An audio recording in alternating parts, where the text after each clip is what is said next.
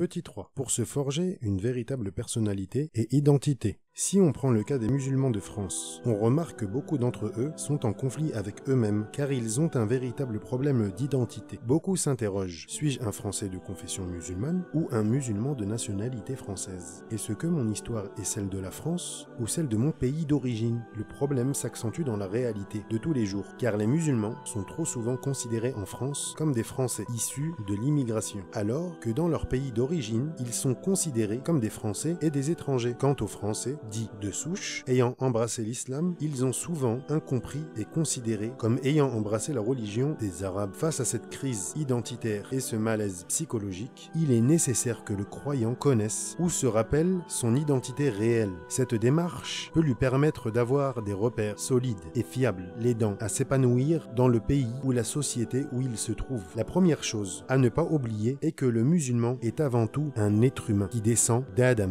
et d'Ève. Il ne connaît aucune frontière et part du principe que la terre appartient entièrement et exclusivement à Dieu. Par ailleurs, il doit prendre conscience qu'il fait partie de cette communauté de croyants qui a toujours suivi les prophètes et les messagers envoyés par Dieu aux hommes. En effet, au-delà des différences culturelles, il appartient à ce que Dieu appelle la Ummah, entre parenthèses, communauté. Dieu dit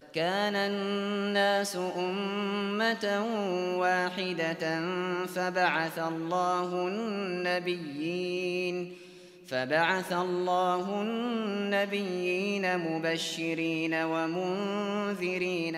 Les hommes ne formaient à l'origine qu'une seule communauté. Dieu leur envoya les prophètes pour annoncer la bonne nouvelle et lancer un avertissement. Sourate 2, verset 213. C'est donc à partir de cette identité réelle et immuable que le musulman de nationalité française aborde la vie en société. Inscrit dans cette vision du monde, le musulman reconnaît logiquement Muhammad sallallahu alayhi wa sallam, le dernier des prophètes envoyé par Dieu à l'humanité. Il se sent appartenir à sa communauté, et ce quelle que soit sa culture et sa nationalité. Pour lui, le prophète sallallahu alayhi wa sallam est une boussole qui guide les hommes. Il est un modèle par excellence. Les données historiques de la Sira lui permettent d'en savoir plus sur ce modèle et de l'accompagner, lui ainsi que ses compagnons et ses épouses. Au-delà de l'espace et du temps, le musulman doit absolument développer ce lien spirituel, intense et sincère avec la première génération de croyants. J'ai compris le fossé ou la coupure qu'il y avait entre nous et la première génération de croyants. Le jour où j'ai interrogé un musulman d'origine marocaine sur Jouaïria. Je lui dis, sais-tu qui était Jouaïria? Après réflexion, il me dit,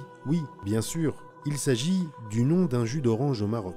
Voilà où en était sa relation avec les premiers croyants. Ceux qui avaient tout sacrifié pour nous faire parvenir le message de Dieu. Il est bien évidemment triste d'observer que peu de musulmans connaissent les noms des épouses du prophète sallallahu alayhi wa sallam. Elles sont pourtant nos mères spirituelles. Elles sont appelées par Dieu mères des croyants. La Sira nous permet donc de renouer avec le prophète sallallahu alayhi wa sallam, ainsi qu'avec les illustres personnages qui l'ont accompagné. La Sira nous permet de connaître notre histoire, celle de la communauté des croyants qui a suivi les prophètes envoyés par Dieu, entre parenthèses Ummah. La Sira nous permet d'avoir des repères, de nous émanciper et d'avoir une direction claire dans le milieu social où nous nous trouvons. La Sira est donc nécessaire pour réformer nos cœurs, nos actes et notre pensée.